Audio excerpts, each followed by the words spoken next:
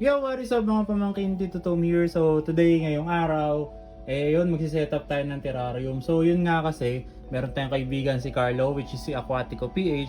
Nakita niya tong fiton niya. Tinatanong niya kung mahirap daw bang alagaan to kasi nga medyo hirap daw siyang magpatubo ng halaman. Naisip ko, para hindi siya mahirapan, gawa na lang natin siya ng terrarium, ano. So meron tayo ditong beta tank or nano tank na eto, nilagyan ko siya talaga ng ganyan eh.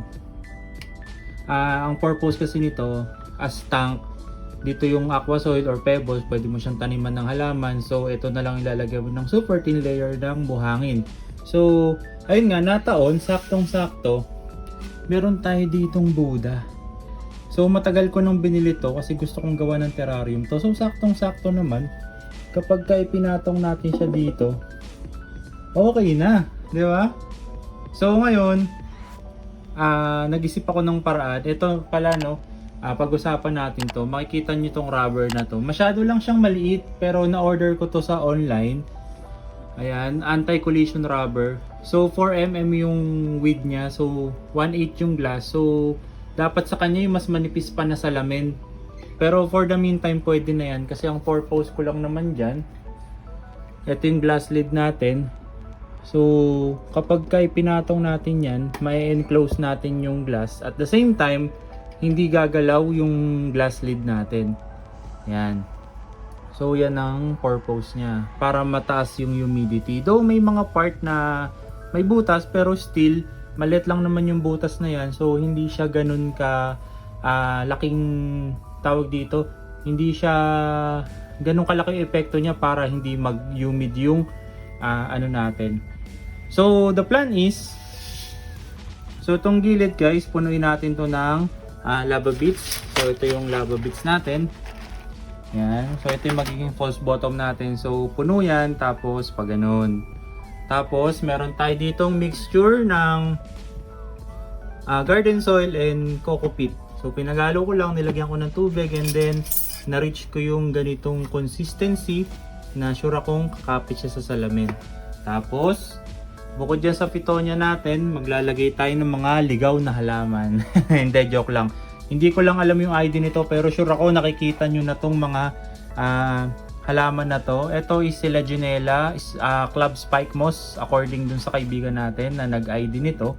Tapos ito, madalas makikita natin to sa mga sidewalk or yung malalapit sa kanal. So nabubuhay sila sa matutubig na area, yung malalapit sa water source, which is yung kanal nga. So ito naman, hindi siya galing sa kanal, galing siya sa fish pond. So ganito lang kasimple yung gagawin nating setup, no? Bali, ang gagawin natin, so yung ibabaw, no, wala na tayong background kasi ang magiging background yan is soil na dead. So didikitan natin ng soil yung background natin. Tapos ang background natin is yung Legionella. Tapos maglalagay tayo ng fitonia dito sa tabi niya. Tapos the rest, yung parang carpeting part niya is etong I think, hindi ko alam kung moss ba to, pero basta ito. So yun, tara, simulan na natin.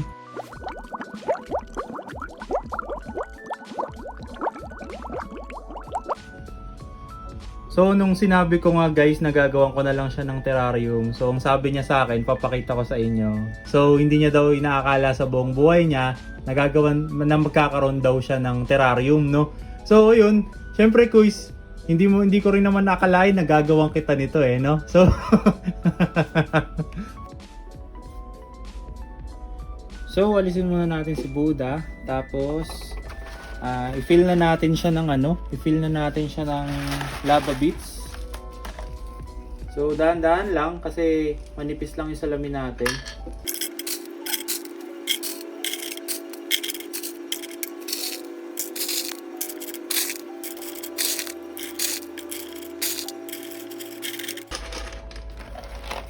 Ayan. So dahil bumabagsak na dun sa harapan, lagyan muna natin siya ng konting soil sa harapan.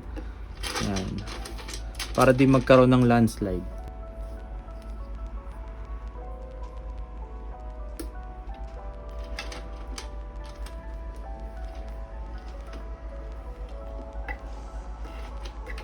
Yan. So, huwag kayong mag-alala guys kung sakali na yan nga, yung dumudumi yung harapan. So, pwede nyo naman siyang punasan mamaya ng paper towel or tissue.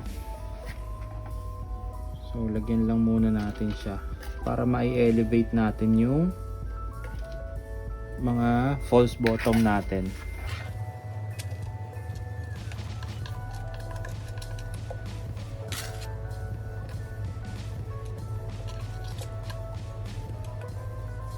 Yan, tapos pwede na tayo magdagdag ulit.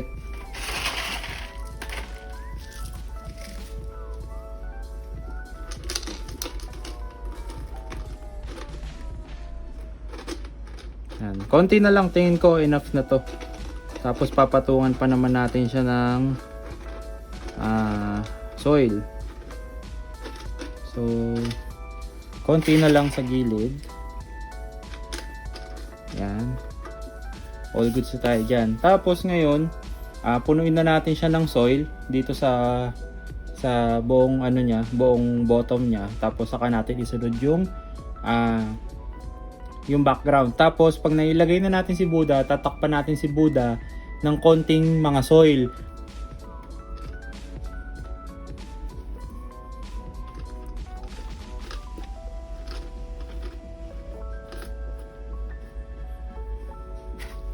Tingin ko kailangan na yata natin gumamit dito ng mag-gloves na tayo para mas mabilis.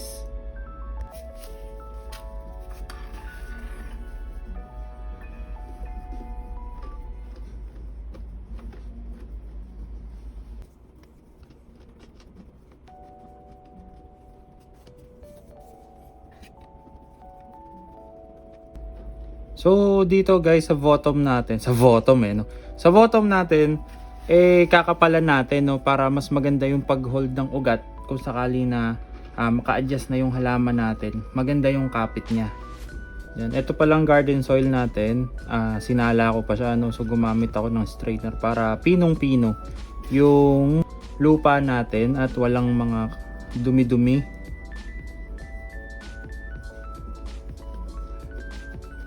Yan, siksikin natin, compact natin mabuti.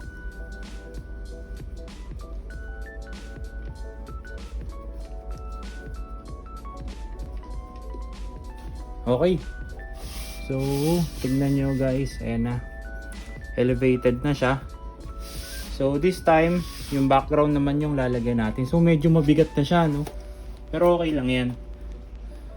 Nakalimutan ko pala, dapat pala in-sprayan ko na yung ilalim niya para nagkaroon na siya ng water content. Pero okay lang yan kasi basa naman itong so yung substrate natin. Tapos meron siyang coco-peat. So sure naman ako na bababa yung tubig niyan dito. So isprayan na lang ulit natin para magkaroon siya ng tubig dito.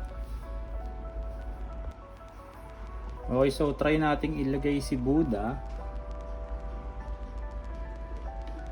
Okay. Ganda siya.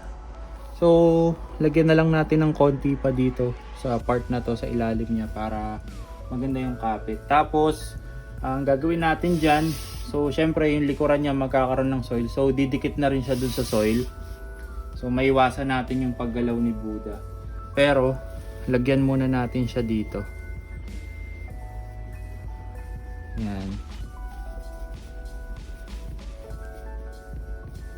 Tamang-tama lang yung consistency ng soil natin. Hindi siya malapot, hindi siya malabnaw. So, yan. Maganda na yung kapit niya. So, alisin muna natin siya ulit. Tapos, lagyan muna natin siya ng background, no? Mas madali.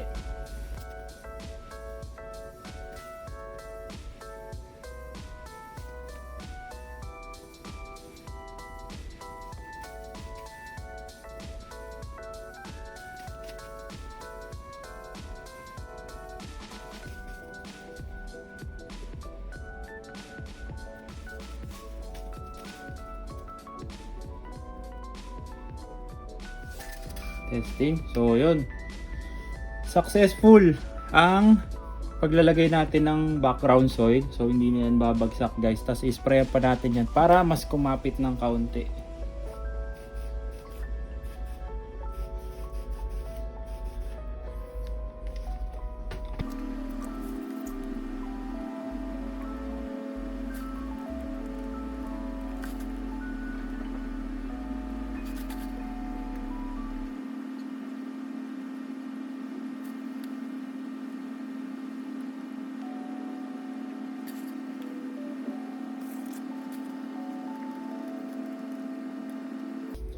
Okay, so pwede na nating ilagay si Buddha.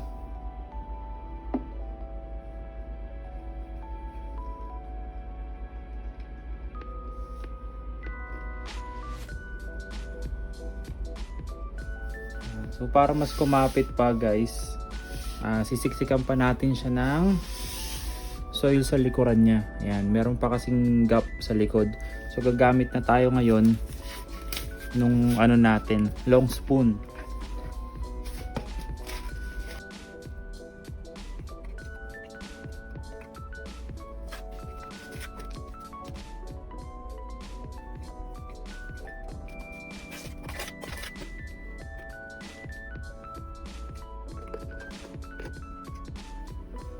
So ipapakita ko lang So ipapakita ko lang guys ulit no kung paano ko siya itatanim, tapos ipapakita ko na lang ulit sa inyo kapag tapos na. First time kong gumamit ng iPhone, wala pa lang post ito. So syempre tuloy-tuloy yung video. So mataas siya sa memory. Yan. So ganyan. So kailangan gumupit pala muna ako ng marami. Okay, so nakagupit na ako guys ng mga nakagupit na tayo ng mga Selaginella. So tuloy natin ang pagtatanim.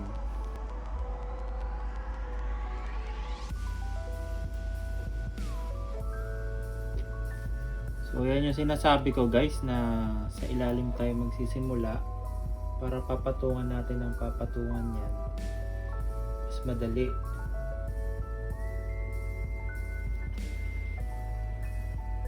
Tingin ko kulang yung soil natin eh. So magdagdag pa tayo ng soil para mas malalim yung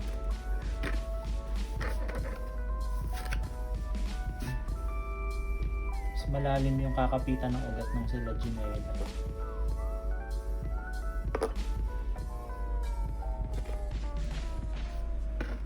Okay.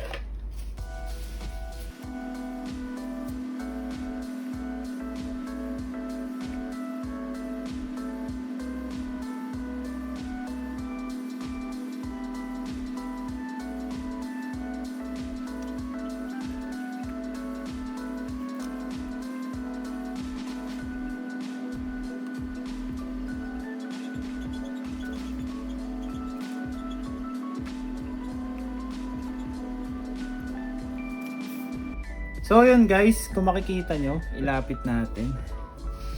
So eto siya. Yun.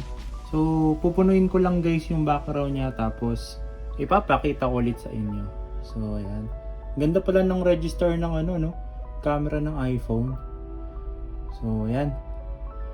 Tapos mag-add tayo ng konting touch of light green para naman hindi siya sobrang dark. So bago ang lahat guys, ayan, naglagay na ako ng Selaginella. So pakita ko lang na lalagay ko tong isa. Sorry medyo madilim.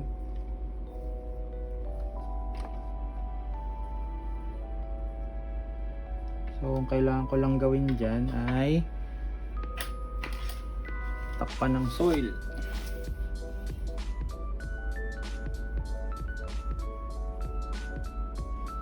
Ayan. So ilubog natin yung ano. Ilubog natin yung ugat at stem no Pitonia. So ayan. Dagdagan ko lang tong part na to. Ayan.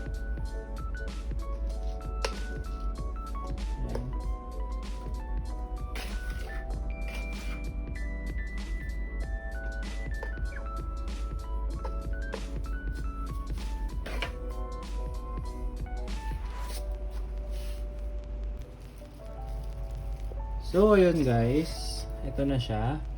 So kung titingnan natin dito, napuno na natin ng Selaginella, club spike moss yung background, tapos naglagay tayo ng Pitonia. Merong nasamang halaman, alam ko puno ito guys hindi ko alam kung magsusurvive siya dito sa ganitong environment, pero subukan natin kung hindi tanggalin. Tapos dito guys, ako makikita nyo, meron tayo dyang Reishi moss. So aquatic plants yan guys. So tumutubo naman sila immersely, immerse form. So tingin ko magsusurvive yan guys kasi very humid naman yung magiging environment niya. So ayan. So ngayon, ito ng baba yung pupunuin natin. So ito yung gagamitin natin. Actually guys, experimental tong gagawin ko. Though ito kasi yung mga halaman na to, tumubo din naman siya sa pond. Kung saan dumadaan yung mga tubig sa paso, doon siya tumubo ng kusa. So sigurado kasi ako makakalbo to sa umpisa. Tapos hahayaan lang natin, under observation, titingnan natin kung paano siya magta-thrive. Or kung hindi siya magta-thrive, pwede natin siyang tanggalin and then palitan natin siya ng moss talaga. So, yung terrarium build na to is more on experiment kasi first time kong gagamitin to, first time kong magbi-build ng terrarium na gantong halaman yung gagamitin. So, under observation siya talaga. So, ayun, tara, ilagay na natin to. So yun guys, hindi ko na tinanggal yung mga ugat niyan. May mga floating plants din yan sa ilalim eh. So pag na-decay naman yung mga floating plants, mako-convert naman siya into nutrients. Maganda yung pagka-vibrant green niya. Problema lang, no, medyo hinahatak niya yung mata natin instead na kay Buddha ma-focus. Pero let's see, tingnan natin kung ano yung kalalabasan. Tingin ko maganda naman eh. Tapos ito, mag-add tayo ng ibang kulay. So mas light siya, no, yung kulay niya.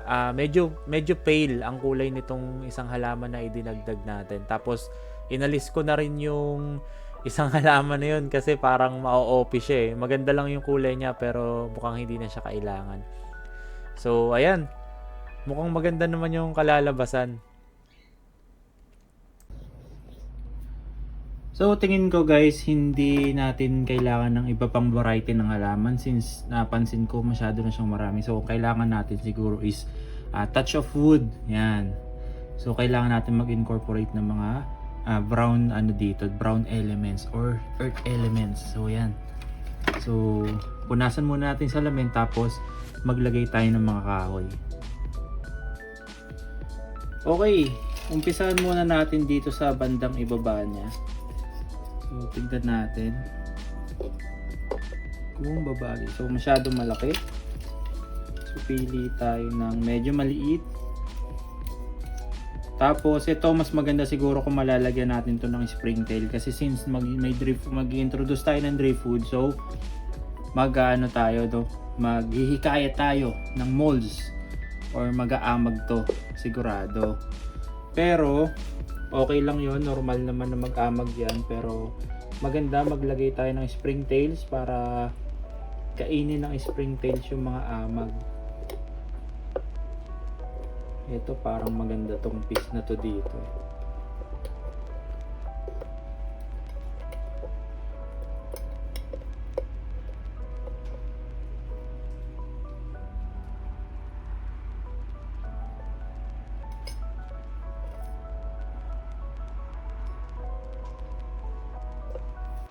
Tingnan ko nga.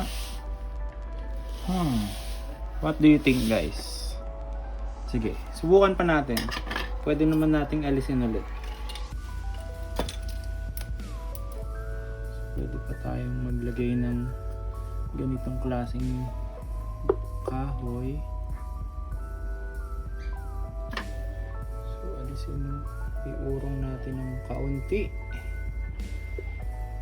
Alright. Uy, medyo mahirap at maliit ang space.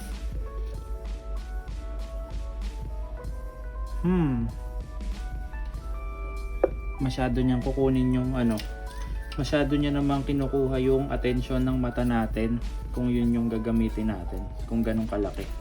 So mas okay siguro yung mga maliliit lang. Subukan natin to. Sinulit natin, hawiin natin ng konti. Ayan.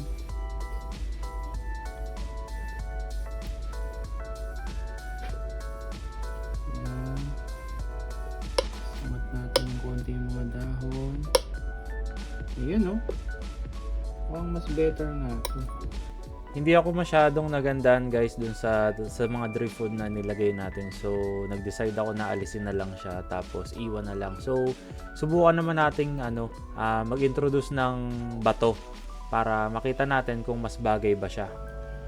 So ayun guys, hindi nag-work yung wood. So this time, bato naman ang gagamitin natin. So tignan natin kung magko-complement yung kulay ng bato na ilalagay natin. Ayan. Siguro ito medyo zen. Medyo zen ang datingan niya. Ayan. Tignan natin.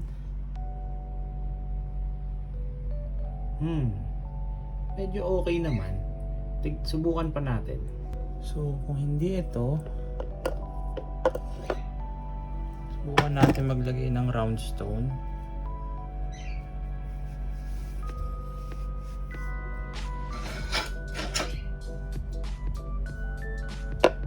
Alright. So yun guys, hindi ko pala nabanggit sa inyo, nag-introduce na ako ng mga roots dun sa harapan ng Buddha natin. So mas maganda sana kapag nag-a-add tayo ng wood elements or stone elements is add numbers yung gagamitin natin. So tingin ko mas better yata ito. Oops! Ilabas natin yung mga halaman.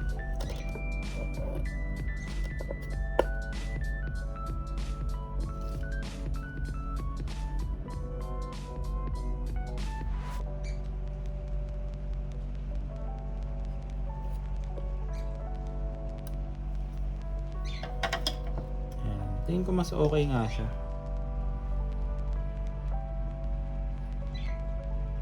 Ayan. Tapos subukan nating lagyan ng halaman dito somewhere dito. Ayan. Subukan natin kung bagay yung sila ginela, no? Para magkaroon ng character dito. So, kaso naisip ko parang hindi pala okay kasi baka pagka pupunasan yung salamin, kailangan natin siyang iurong pa pa ganun. Pero maganda sana yung maganda yung character ng bato.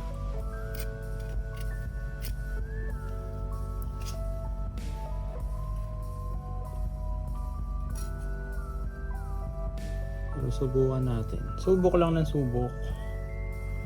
Wala namang mawawala. So ayan. So lagyan natin ng sila ginela tong part na to.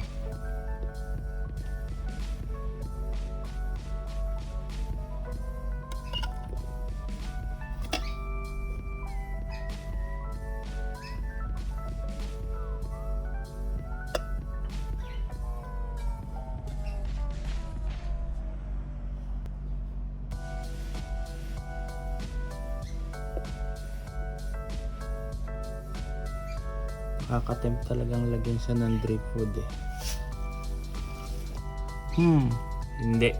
Hindi talaga okay. No, overkill yung design. So alisin na natin yan. So tingin ko hahayaan ko na siyang ganyan. Mas better na siyang ganyan.